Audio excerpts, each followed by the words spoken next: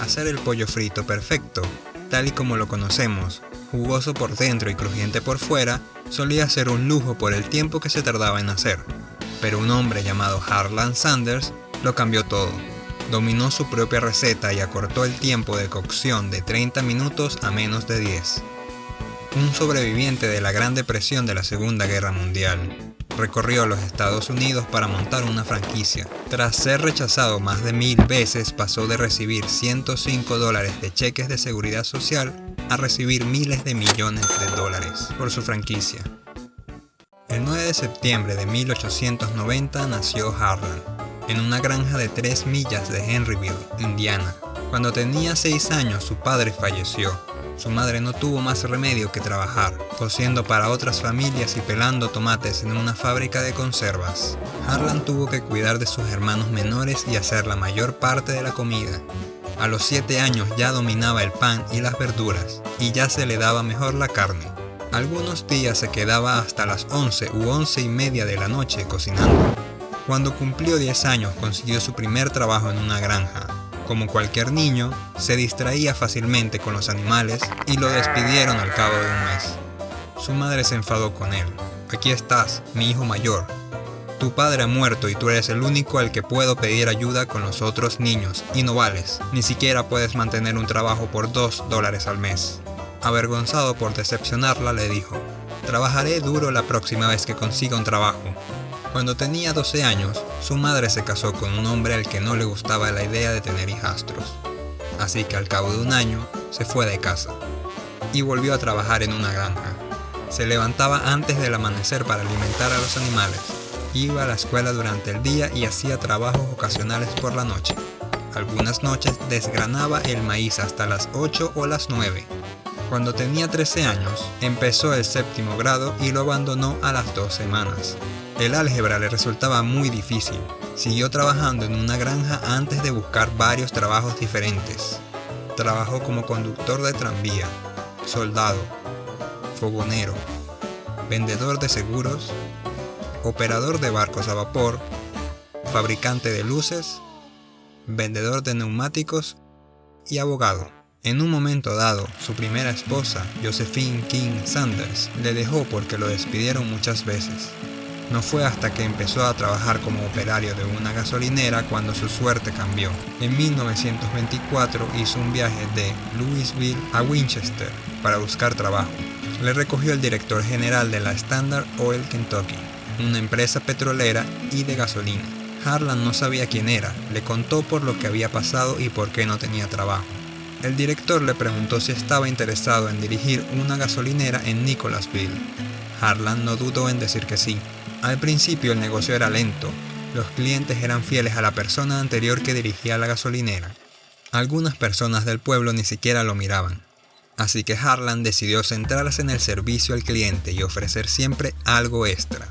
Con el tiempo ganó más de $12,000 al mes por la venta de gasolina, lo que suponía 3 veces más de lo que nadie había vendido nunca.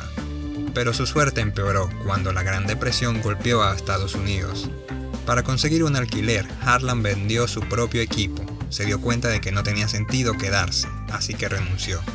Afortunadamente, otra compañía de petróleo y gasolina, Shell, le ofreció dirigir una gasolinera que se construyó en Corbin, Kentucky. Sabía que era la única manera de volver a ganar dinero. Así que aceptó y se trasladó a Corbin en 1930. Para hacer dinero extra, Harlan a veces hacía comidas para los clientes y tenía una sola mesa con capacidad para 6 personas. Al principio solo preparaba jamón de campo, judías verdes, quimbombó, galletas calientes y añadió pollo frito. Este se convirtió en su mejor venta. En sus memorias escribió: «Creo que el pollo frito es el plato de la hospitalidad de Norteamérica». Todas esas palabras las escribí en mayúscula. En 1937 su comida se hizo tan popular que la gente venía a visitarle desde distintos estados, así que amplió su gasolinera para incluir un motel y una cafetería con capacidad para 140 personas. Por aquel entonces descubrió un gran problema: No podía freír el pollo lo suficientemente rápido. Él cocinaba el pollo después del pedido. El cliente tenía que esperar 30 minutos. Si hacía un lote con antelación, a menudo tenía que desechar partes de este al final del día. La única otra opción era freírlo. Aunque el pollo se cocinaba más rápido, quedaba seco, crujiente y poco hecho. Pero tras descubrir la olla de presión, un nuevo invento en aquella época, y utilizarla para cocinar sus verduras, Harlan hizo un avance histórico. Se le ocurrió la idea de utilizar el nuevo invento para cocinar también el pollo. Tras muchos experimentos, encontró el equilibrio adecuado entre presión, tiempo de cocción, carne, grasa y filtración de grasa. La olla a presión sellaba los sabores del pollo, conservaba su humedad y le daba un acabado suave que no era grasoso ni crujiente. Redujo el tiempo de cocción a 8 o 9 minutos. En ese momento todavía estaba perfeccionando el condimento. Empezó con sal y pimienta y acabó utilizando diferentes tipos de especias. Un día recibió un pedido de 500 platillos de pollo frito. Como no eran para sus clientes habituales, decidió probar una nueva mezcla de condimentos. Este resultó ser el mejor pollo frito que había probado en su vida, así que se quedó con esta y la llamó su mezcla secreta de 11 hierbas y especias. Poco después, su restaurante apareció en el libro Adventures and Good Eating de Duncan Hines, buenos lugares para comer a lo largo de las carreteras de América. En 1939 su suerte volvió a empeorar. Estaba construyendo un nuevo motel y cafetería en Asheville. Su primero en Corbin se quemó dejando solo cenizas. Cuando se reconstruyó ya no había turistas debido a la Segunda Guerra Mundial, así que vendió su local de Asheville y empezó a trabajar para otros restaurantes y cafeterías. Cuando la guerra terminó, Harlan abrió otro restaurante en Georgetown y permitió que su antiguo colega lo dirigiera. Le dio $300 al mes y la mitad de los beneficios. A pesar de la generosidad de Harlan, su antiguo colega se volvió contra él. Abrió el restaurante como una compañía con el nombre de ambos, a espaldas de Harlan. Este tuvo que comprarle su parte de la compañía para poder despedirlo.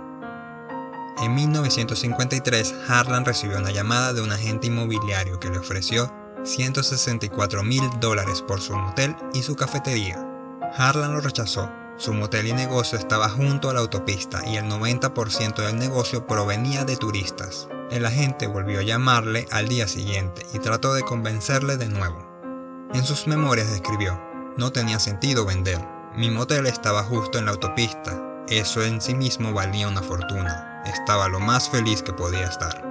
Con el negocio en auge, Harlan pensó que tenía la vida resuelta, pero 6 meses después se arrepintió de su decisión de no vender. La autopista de enfrente se trasladó a otro lugar y el flujo de tráfico se redujo. Más tarde se anunció que una nueva autopista interestatal la evitaría en su totalidad. Harlan estaba convencido de que su negocio estaba condenado, así que en 1956 lo subastó por $75,000, menos de la mitad de lo que le ofreció el agente inmobiliario.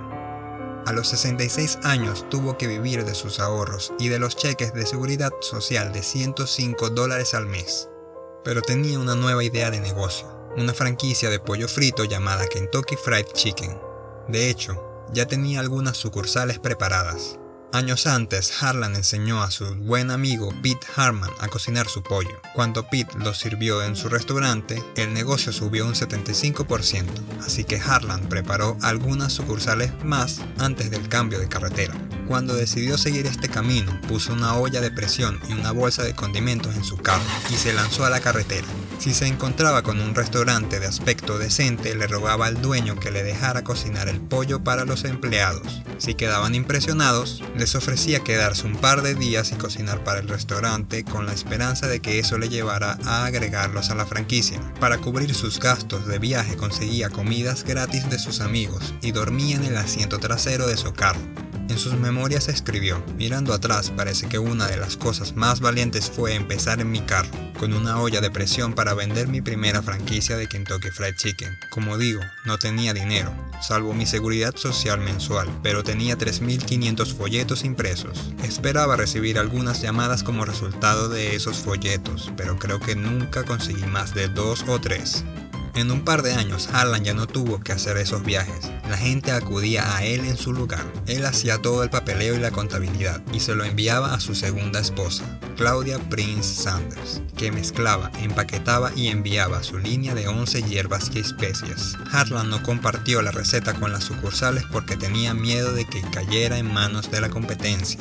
En 1963 había más de 600 restaurantes de KFC en Estados Unidos y Canadá. Por fin tenía seguridad financiera, pero le preocupaba lo que sería de su empresa tras su muerte. A lo largo de los años, varias personas pidieron comprar su empresa, entre ellos un abogado de 29 años, John Brown.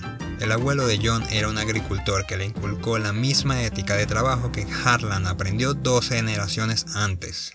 Conoció a Harlan en 1963 cuando le pidió que se convirtiera en su abogado a tiempo completo. Después de que se negara, los dos empezaron a hablar del tema favorito de Harlan, el pollo frito.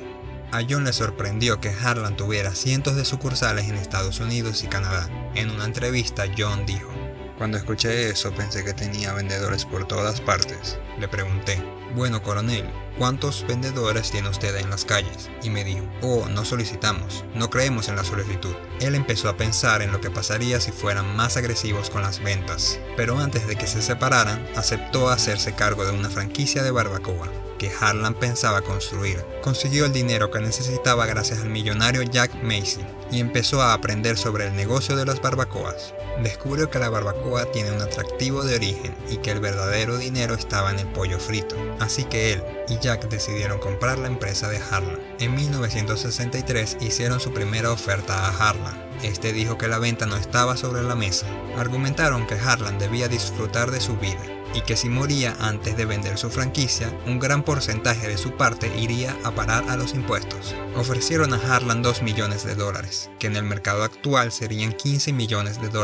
También prometieron mantener la calidad y tratar a su franquicia de forma justa. Para Harlan, su propuesta tenía sentido, pero de alguna manera no se sentía bien. Se sentía como un padre vendiendo a su hijo. Se tomó su tiempo para pensarlo mientras John seguía convenciéndolo. El 6 de enero de 1964, Harlan finalmente cedió y vendió su empresa. En ese momento tenía 73 años. Mirando hacia atrás en su viaje, compartió: "Cada fracaso es un peldaño hacia algo mejor. Me rechazaron 1009 veces antes de vender mi primera franquicia y luego mi empresa por $2 millones. Hay tantas personas que han luchado a través de la adversidad que te avergonzaría".